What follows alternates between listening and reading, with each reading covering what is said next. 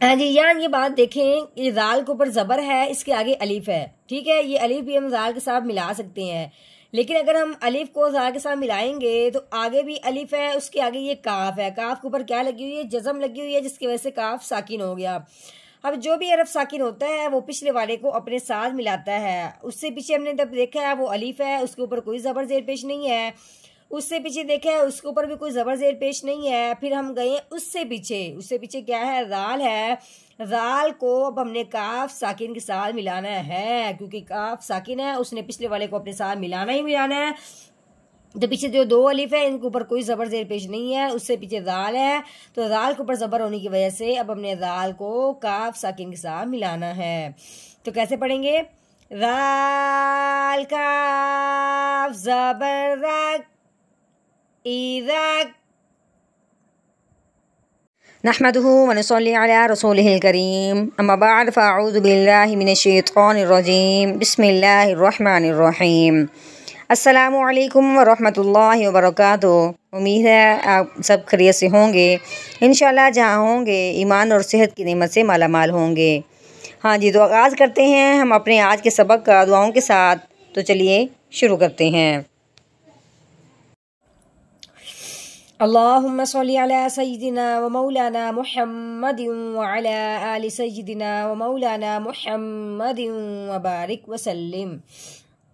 Rabbi इश्रह ली सदरी व यस्सिर ली अमरी वहलुल उक़दतम मिन लिसानी यफ़क़हू क़ौली। Rabbi ज़िदना इल्मा rabbi ज़िदना इल्मा rabbi ज़िदना इल्मा। अऊज़ु बिल्लाहि मिनश शैतानिर रजीम, बिस्मिल्लाहिर रहमानिर रहीम। हाँ जी, यहाँ आप देख रहे हैं कि ये अलिफ है, उसके आगे ये लाम है, लाम के ऊपर लगी हुई 3 दंदों वाली शद। अब शद जिस हरफ के ऊपर आती है उस हरफ को मुशद्दद कहते हैं। अब शद आई है लाम के ऊपर, अब हमने कहना है कि लाम मुशद्दद है। ठीक है, और मुशद्दद हरफ जो भी होता है वो पिछले वाले हरफ को अपने साथ मिलाता है। अब पीछे अलिफ है, अलिफ के ऊपर अब कोई ज़बर ज़ेर पेश नहीं है, तो अब हम इस अलिफ को इस लाम के साथ कैसे मिलाएंगे जब इसके ऊपर कोई ज़बर ज़ेर पेश नहीं है? फिर अब हमने यूं करना है कि इस अलिफ के ऊपर अब हमने लगा देनी है ज़बर। ठीक है, इस लाम के साथ मिलाने के लिए अलिफ के ऊपर क्या लगानी है? ज़बर लगानी है। अलिफ के ऊपर ज़बर ज़ेर पेश आए उस अलिफ को अलिफ नहीं पढ़ते, उस अलिफ को हमज़ा पढ़ते हैं। इस अलिफ के ऊपर ज़बर ज़ेर पेश आने की वजह से इस अलिफ को अब हमने हमज़ा बनाना है, क्योंकि अलिफ के ऊपर क्या आई? ज़बर आई है। हमज़ा करना है, हमज़ा को अब हमने लाम के साथ मिलाना है। कैसे? हमज़ा लाम ज़बर अल। अब लाम के ऊपर ज़बर है, लाम ज़बर ला, अल्लाह। अब राल है, राल के नीचे जेर है, आगे या है, या के ऊपर जज़म आने की वजह से या साकिन हो गया। अब या साकिन हो और उससे पहले जेर आ जाए तो पहले वाले हरफ को या साकिन के साथ मिलाते हुए एक अलिफ के बराबर लंबा करते हैं। तो कैसे पढ़ेंगे? राल या जेर दी अल्लाज़ी नून ज़बरना अल्लाज़ीना। हाँ जी, आगे है अलिफ, अलिफ के नीचे क्या लगी? जेर। अलिफ के नीचे जेर आने की वजह से अलिफ को हमजा बना दिया, हमजा जेर ई। हाँ जी, आगे ये राल है, राल के ऊपर क्या लगी हुई है? ज़बर लगी हुई है, उसके आगे क्या है? अलिफ है, इसके आगे भी अलिफ है। ठीक है, अगर तो उसके आगे देखा है काफ है, काफ के ऊपर लगी हुई जज़म, तो काफ साकिन हो गया। अब साकिन हरफ जो भी होता है वो पिछले वाले को अपने साथ मिलाता है।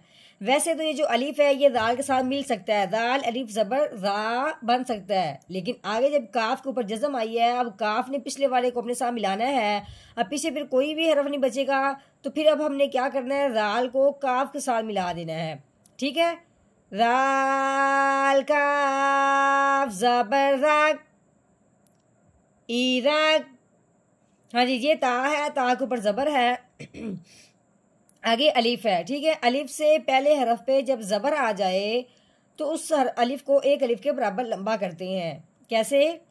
ता अलिफ ज़बर ता इरक। ता। हाँ जी, आगे देखें, ये लाम है, लाम के ऊपर पेश लगी हुई है, उसके आगे वाव है, वाव के ऊपर जज़म आने की वजह से वाव साकिन हो गया। वाव साकिन हो, उससे पहले हरफ पे पेश आ जाए, वो पहले वाला हरफ वाव साकिन के साथ मिलते हुए एक अलिफ के बराबर लंबा होता है। कैसे पढ़ेंगे? लाम वाव पेश लू इरा तालू। ठीक हो गया।